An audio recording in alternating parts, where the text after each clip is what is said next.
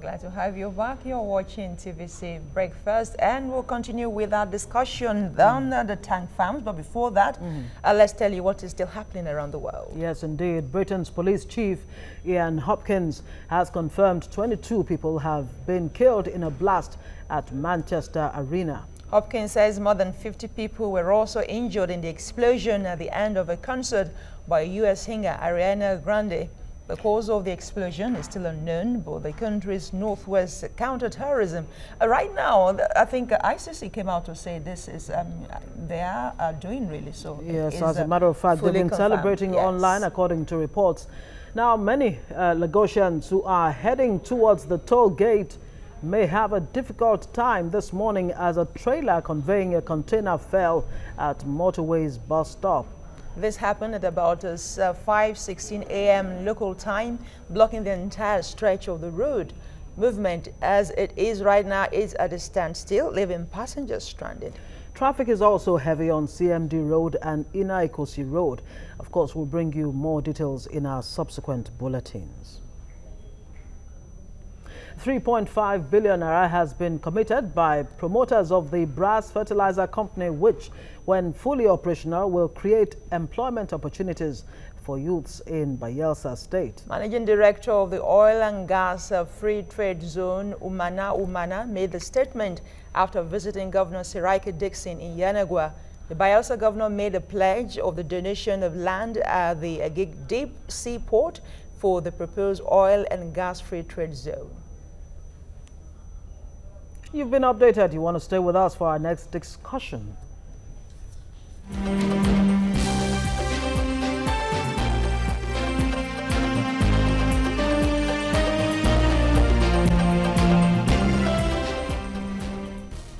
So when will the tank farms in Apapa be relocated? This repeated call for the relocation of tank farms from the Lagos Seaport corridor has continued to beg the question as to why government is playing the ostrich with a situation described as a disaster waiting to happen. Our TVC News correspondent if Funaya Eze, I beg your pardon, examines the issues surrounding the siting of tank farms within the Apapa business district. Although there have been frequent calls for the relocation of the tank farms to the hinterlands because of their obvious threats to the existence of the seaports and its environs, it remains puzzling to note that successive governments have not been able to move petroleum storage facilities from their present location in Apapa and the Oshodi Mile 2 area.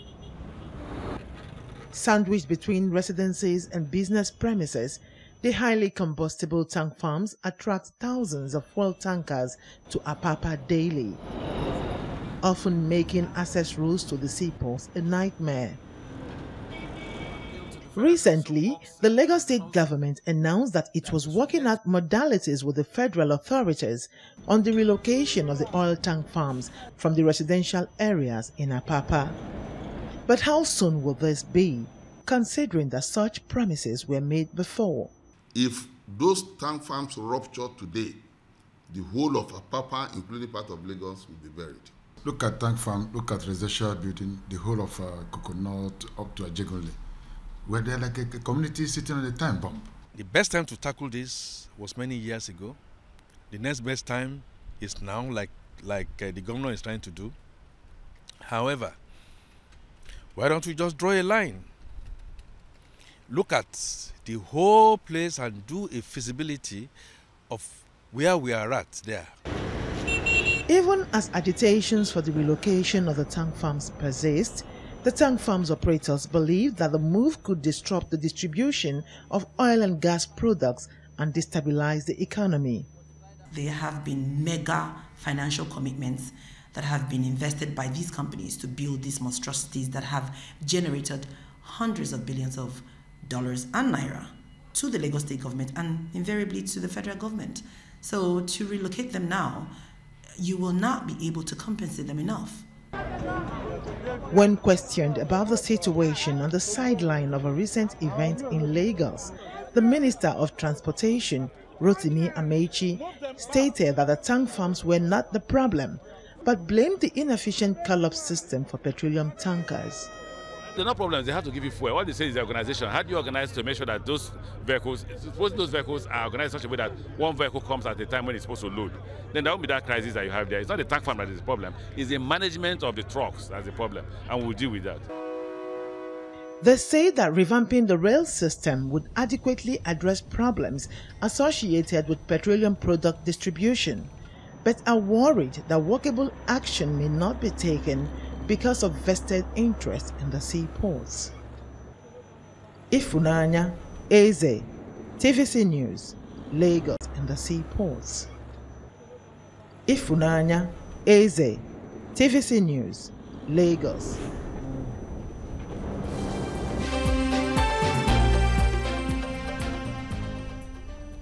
And that's our focus next. We're joined by a socio-economic analyst, Bashir Ramoni. Good morning and thanks for joining us. Good morning. Good morning, Ramoni. Yes, indeed. Now, the real question is, how was it even possible that tank farms sprung up here and there in the apapa axis when it was already a residential area? What went wrong? Yeah, you see, the problem actually started long ago, and considering the nature of Lagos State, you know, Lagos is surrounded by water. Yes. And most of these things are done right in the water there. So, and that is why you see the oil tanks being located in those areas. And that's the problem. Unfortunately, when the area was being planned, nobody envisaged that this could happen.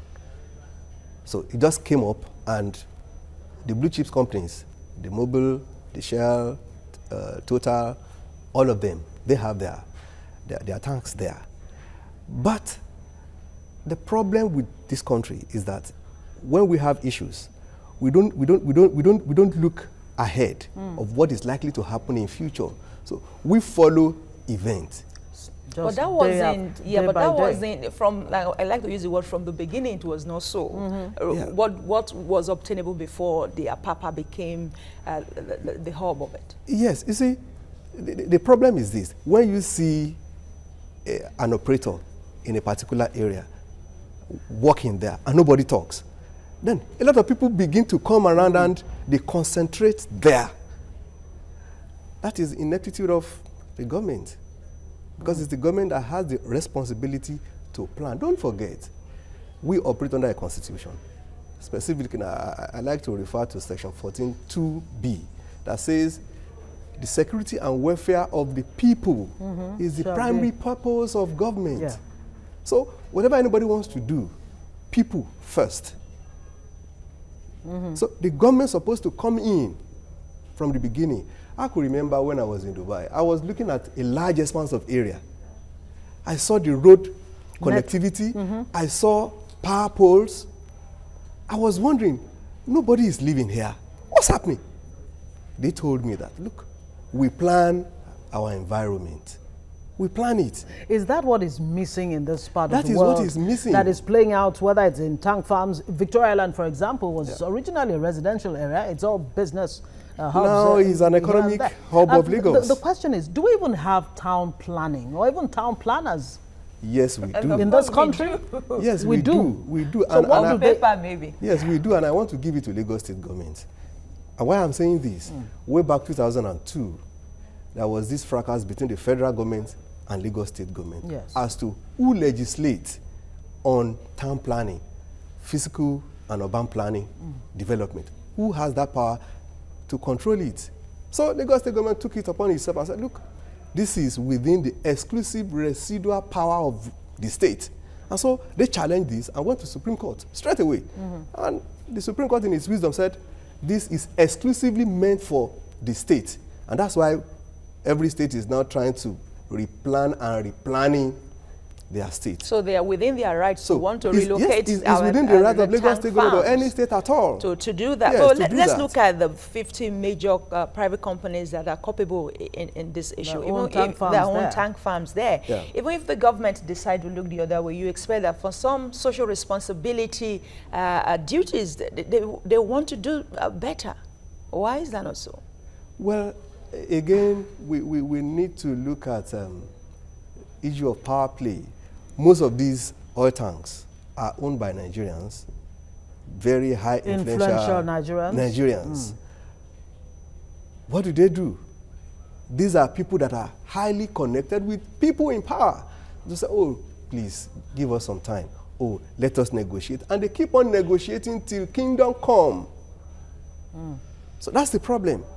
That's the problem. And I think past governments have tried enough to say, you know what, we have to relocate you, we have to resolve this problem. Because, again, I need to go back to the Constitution. Yes. Right, thanks for staying with us. In 2013, a petrol tanker caught fire, killing 15 people in the apapa tank farm axis, and so many other explosions. Well, you might want to describe them as small, have happened since then. And of course, it has led to calls for the relocation of tank farms. And BRF, the former governor of Lagos State, in 2015 actually promised that he would do that. Bashira Ramoni is guest right here in the studio, is a lawyer and a tax consultant. Now, we're talking about, you were going to go to the Constitution, but we'd hardly have time for that. Okay. What would be the implications, the financial implications and all of that for the relocation of these tank farms, 50 or so of them in that area? It really involves a financial analysis, because moving them from that place, for me,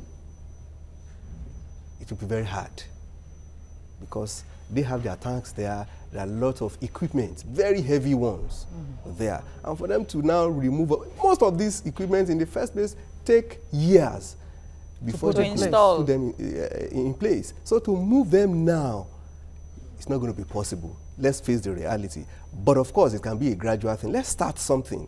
Let's start something. For instance, the tankers. BRF had promised somewhere around the Lekki export processing zone. Yes, that's why that is towards Lekki Aja axis.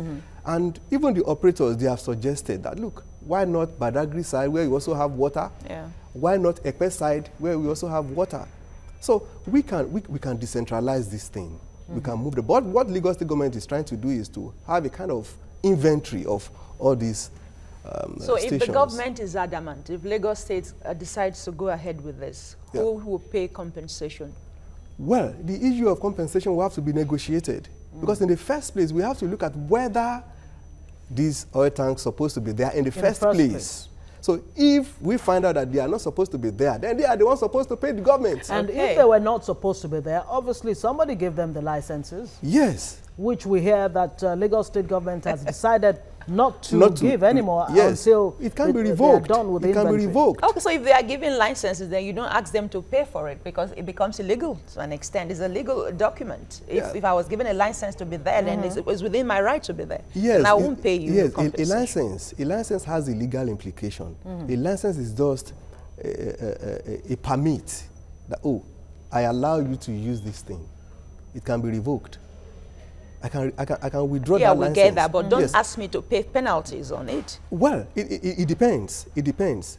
If we can say, oh, if the tank owners are saying, look, we have all our equipment here, we have been here, and as at the time this thing is being granted or was being granted, there was no factor to show that, oh, you are likely to move us away. Now that you are introducing new factor, then we have to share. So where does the federal government come in all of this? Because even before Fashola made that promise in 2014, there had been promises from the federal government to relocate some of those farms and seek alternative, even outside of Lagos. Port Harcourt, for instance, and Oreo too was also bandied around at that time. So where does the federal government come? Now, federal government comes in because oil is under the exclusive legislative list. So it's the federal government that has the power to control that, not state governments. And that's why they come in. Again, the maritime issue is there, which is shipping. So most of these things are being shipped into various areas, from Port Harcourt, from Olebri, down to Lagos. So that is why federal government is involved, directly involved, in respect of maritime. And so in this process of relocation? Now, in the process of relocation, there needs to be a synergy between the state government and, Lagos State government and the federal government on how to move these oil tanks there's need for them to really agree, to share the financial implications, the financial responsibility there, both federal government and the state government. You just have to come to terms. Don't forget, there are economic implications. If these people are moved, first, a lot of people are working there. The government revenue is also coming from there. Almost all the arms of government will be affected. Salaries of workers at the federal level, even the Nigerian private sector. According to that report, there might be fuel scarcity within the period that of the relocation. The inflation will jump out of the sky. But again, we also have to look at the life of people living in that area. It's also paramount. Absolutely. Now talk about the disaster management readiness in this Apapa tank farm area. Do we even have such things in place to mitigate any kind of eventuality that hopefully does not happen? It's neither here nor there, because I've witnessed situations in Lagos State where fire disaster occurred and the response is not rapid at all. How much more a concentrated area? And you know, this is inflammable. We are talking about inflammable products here, highly inflammable products. So how do we contend it? Of course, yes, there are fire stations there. But it's not only fire stations alone. You have the water. What happens to the divers too? How do you move people out of the area? Because Apapa originally was a residential area. So we have people there. How do you evacuate them, assuming this thing happens? We don't pray for it, but it's looming, really. It means government really has to focus seriously on town planning. I recall Abuja master plan that was set aside. Thankfully, El Rufai came on board, the present governor of Kaduna State, when he was FCT minister, and tried to bring back the master plan. Unfortunately, the Minister of Transport now is trying to look the other way, blaming the tanker drivers, really, as we speak. So. Okay, the blame game now. Bashir Ramoni, we'll have to leave it there. Thank you so much for your time on the show. Lawyer and tax consultant and socioeconomic analyst joining us this morning.